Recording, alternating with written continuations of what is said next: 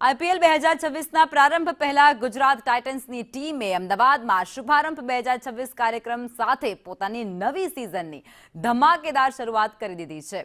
આ ખાસ પ્રસંગે ટીમના ખેલાડીઓ અને ચાહકો એક જ મંચ પર ઉત્સાહમાં જોવા મળ્યા હતા। અમદાવાદમાં આયોજિત આ કાર્યક્રમમાં ગુજરાત ટાઇટન્સની 5 વર્ષની સફળ સફરને યાદ કરવામાં આવી હતી। આ પ્રસંગે ટીમના chairman Jinal Mehta, head coach Ashish Nehra અને કેપ્ટન શુભમન ગિલ સહિતના દિગ્ગજો હાજર હતા।